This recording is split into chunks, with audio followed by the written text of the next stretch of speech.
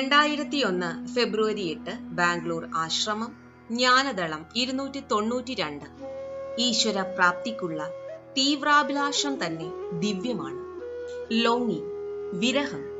ഈശ്വരനെ പ്രാപിക്കാനുള്ള തീവ്രാഭിലാഷം തന്നെ ദിവ്യമാണ്. ഭൗതിക വസ്തുക്കളോടുള്ള വിരഹം നിങ്ങൾക്ക് ജഡതയുണ്ടാക്കും.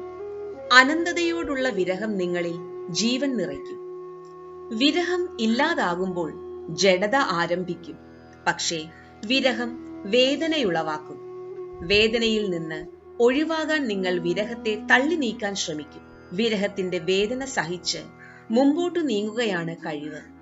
വിരഹത്തെ മറികടക്കുന്നതിന് എളുപ്പവഴി നോക്കാൻ ശ്രമിക്കരുത്.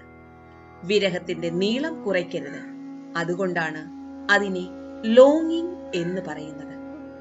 ശരിയായ വിരഹം പരമാനന്ദത്തിന്റെ കുതിപ്പുകൾ സൃഷ്ടിക്കും. അതുകൊണ്ടാണ് പണ്ടുകാലത്ത് വിരഹത്തെ ഗാനത്തിലൂടെയും കഥാകഥനത്തിലൂടെയും നിലനിർത്തിയിരുന്നത്.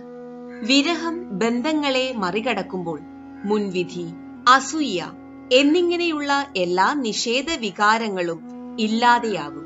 ജ്ഞാനവും ആത്മജ്ഞാനവും ഉള്ളപ്പോൾ മാത്രമേ ബന്ധങ്ങളെ മറികടക്കാൻ സാധിക്കുകയുള്ളൂ. ജ്ഞാനത്തിൽ വിരഹമില്ല എന്നാളുകൾ പലപ്പോഴും വിചാരിക്കുന്നു. അല്ല, അങ്ങനെയൊരു ജ്ഞാനം ഉണങ്ങി വരേണ്ടതായിരിക്കും. ശരിയായ ജ്ഞാനത്തിൽ നിന്നുത്ഭവിക്കുന്ന വിരഹം ജീവിതത്തെ കുറെ കൂടി സത്ത് നിറഞ്ഞതാക്കുന്നു. ദൈവീകത ഉറപ്പായും സത്ത് നിറഞ്ഞതാണ്. വിരഹം നിങ്ങൾക്ക് അനുഗ്രഹിക്കാനുള്ള ശക്തി തരും.